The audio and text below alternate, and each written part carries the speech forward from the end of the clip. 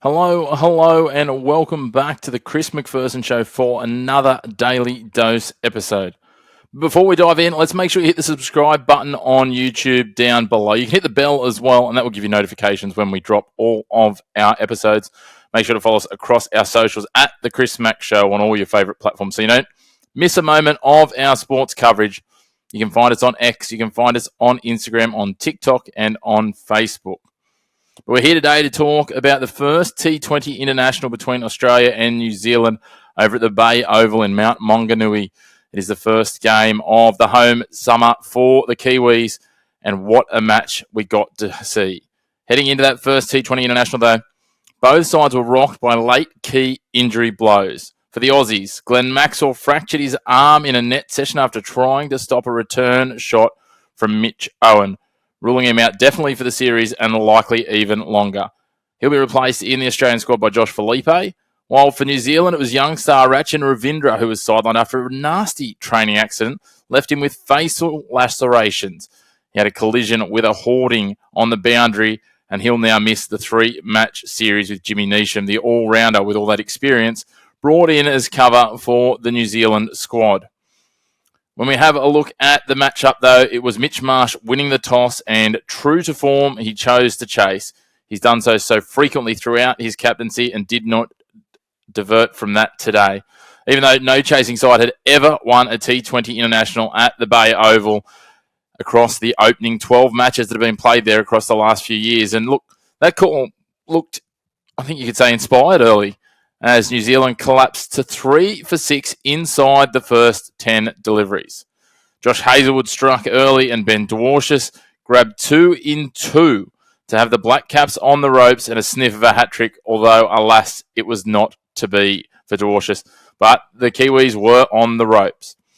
Enter in youngster, 23 years old, Tim Robinson, in just his 13th T20 International.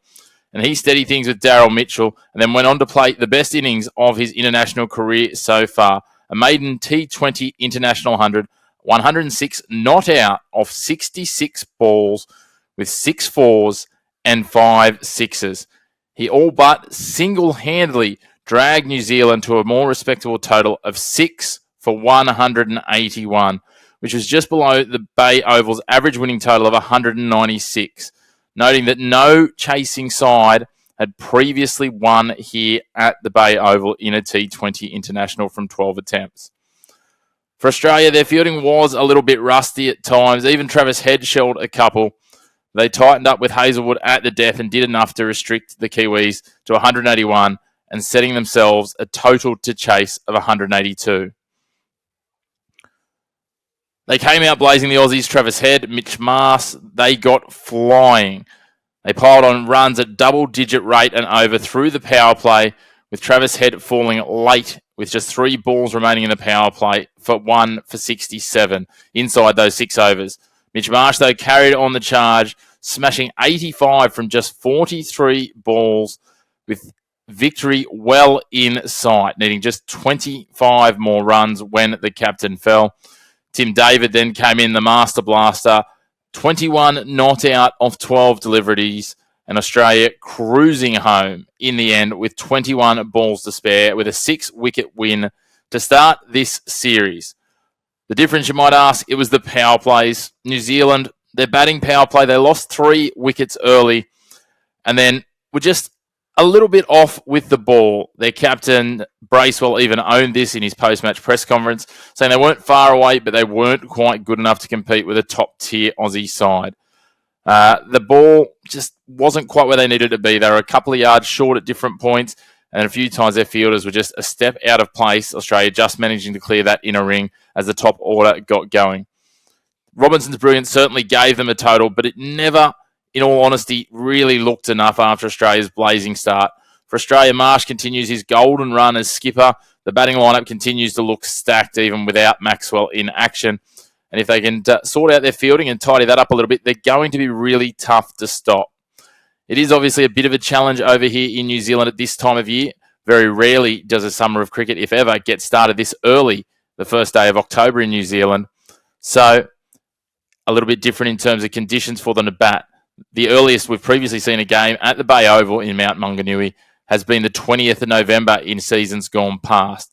So a good 6 to 7 weeks earlier, which really sees a different conditions and obviously not playing true to what we've expected before in terms of the chase.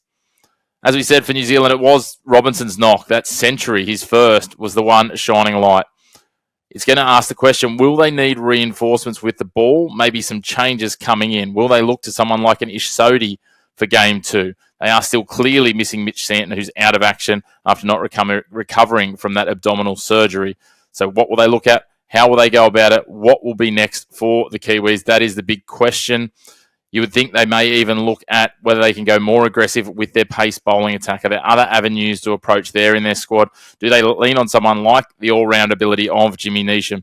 Doesn't pose too much of a threat with the ball, but certainly with the bat, he can be dangerous and explosive in the tail end. It will be interesting to watch what comes ahead of Friday and Saturday's following matches in the series. The good news, though, it's a 3-match series and they are still well in this, the Kiwis.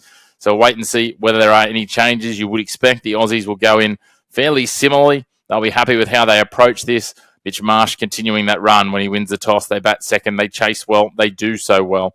So we'll wait and see what comes of it.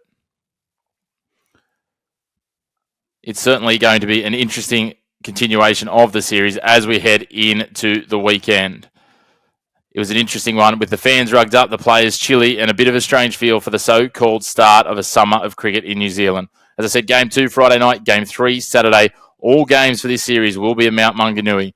Australia will likely be unchanged. New Zealand with those couple of questions to answer. We will wait and see what comes on Friday. There's plenty more cricket coming, of course, and that will see us bringing you more daily doses as we will for other sports as well. Of course, the Aussie women get their World Cup campaign underway tonight as well.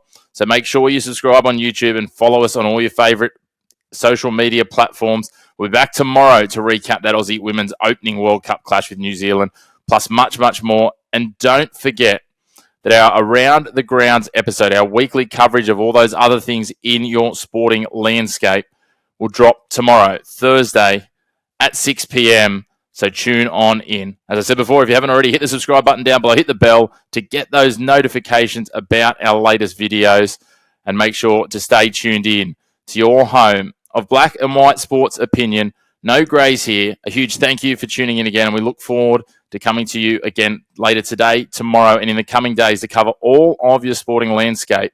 We'll talk to you soon on The Chris McPherson Show.